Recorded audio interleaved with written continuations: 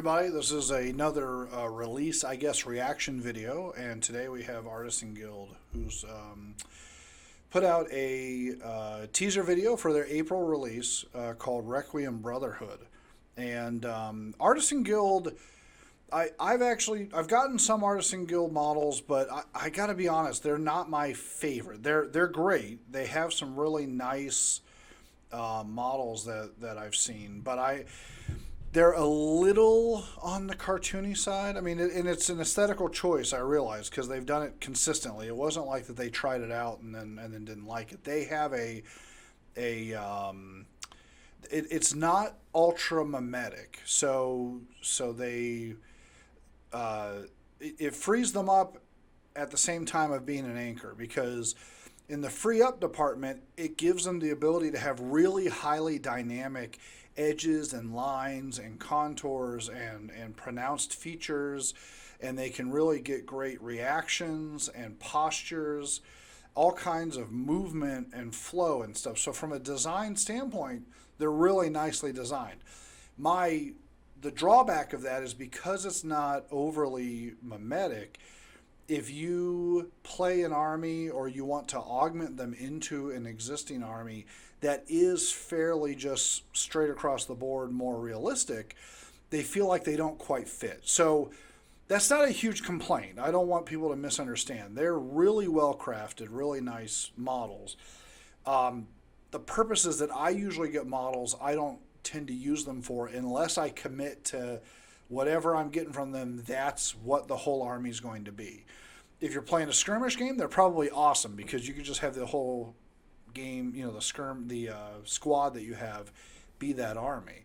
But that it's the give and take. So again, that's not a bad criticism. It's a artistic choice that they take, and depending on the kind of games that you wish to use the models for, could change their usefulness. That's really what it comes down to. So let's take a look.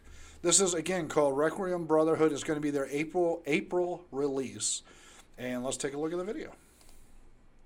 I turned off the volume, as I usually do, just so I can talk to you through it.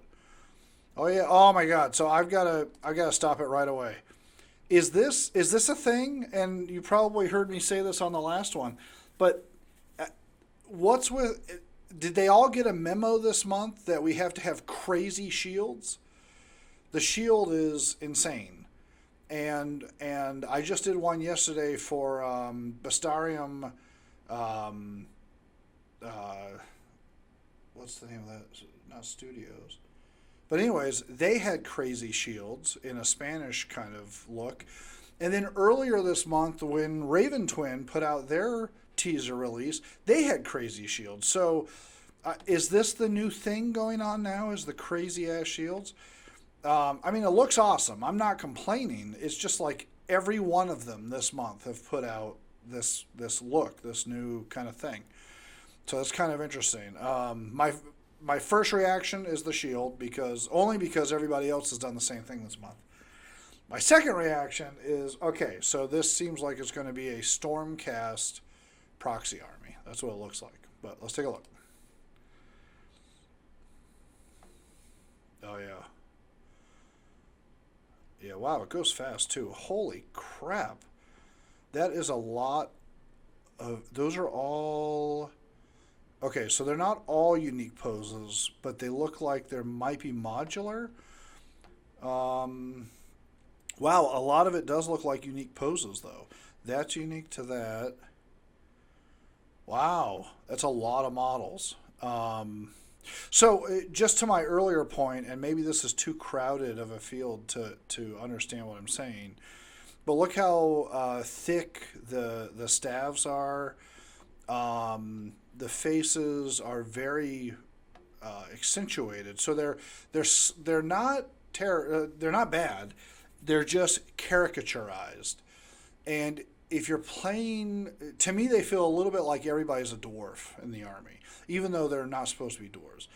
It's just because they're slightly caricaturized, so they don't quite fit that naturalist feel. That's not bad.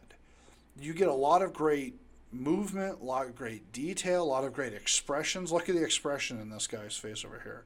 That's great. But it's just, if you already have an existing army, those faces may not fit in with the kinds of faces that you have in your army. That's my general poo poo on them. But all right, here we go. Oh yeah, they definitely are Stormcast like proxies. Those shields, man, look at that. Tell me that's not a Stormcast guy. That's great. I love the belts though. The belt stuff is great. The positions are great. That shield is great. I mean, I know I wasn't shitting on the shield. I was simply mentioning that all of the releases this month or the teasers this month seem to have these shields with a lot of ornamentation on them. Looks good. All this looks really nice. Oh, and cavalry. Wow. Heavy cal. Okay. Wow, those are nice too. Look how thick those horses are. Those are nice. Are those on round bases? They can't be. Okay, so this must be like a wizard type. All right. That looks good. That looks good. A lot of great movement. Wow, this is all part of the same release. So that's a character, and the character can be on this. Wow, that is very nice. That actually, let's go back for a second. That is a really nice model. I love so this is the upside of them being somewhat caricature, is look at how dynamic these feathers are. Look at how dynamic the braids are. Look at how accentuated the claws are in this monster and stuff. That's the positive part of them being slightly caricature, is they're able to really dig into those recesses. So when you print out a model like this and you hit it with oil washes and stuff like that, all of those cracks are going to get seeped into and really, really let that model like shine. It's going to really let that model pop. As much as I hate saying the word pop because it's a stupid art term. But that's a very, very nice centerpiece. Looks good. They always do great with their clothing. Again, following the same kind of idea. Yep, no, that looks nice. They have ornamentation on the sword. Is this... Oh, God. All right. So, a little scandalous. That's okay.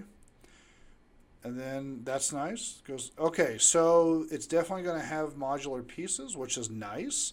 So now this really kind of, wow, this is a lot of stuff for a single release, which is awesome. So you literally could build out a custom army.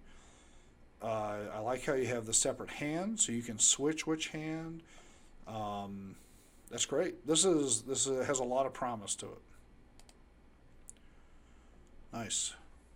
Wow, that's a lot of. I don't know how much theirs is. I don't subscribe to theirs. I've bought single models from them. I'm gonna have to look up how much their subscription is. I'm imagining it's at least $12 because you're getting a lot of stuff. You're getting a lot of stuff, and it's nice stuff. I mean, again, I don't want my my comments about them being a little more caricature than some of the other lines to be a huge diss. It's nothing like that. It's just it's an aesthetical choice that they take so they can get more action and flow and a little bit more comic bookish kind of feel, and it pays off in many ways. The only downside is you need to commit to that look if you're going to have a cohesive looking army. That's all. But no, it's really nice. I mean, it's definitely, I could easily see it being a Stormcast style proxy. It's definitely geared towards that. And if I was trying to pick on something, it would only be that I wish there was more scattered terrain than just those two. But that's a minor dig. I mean, I think those are cool, and I would definitely print those.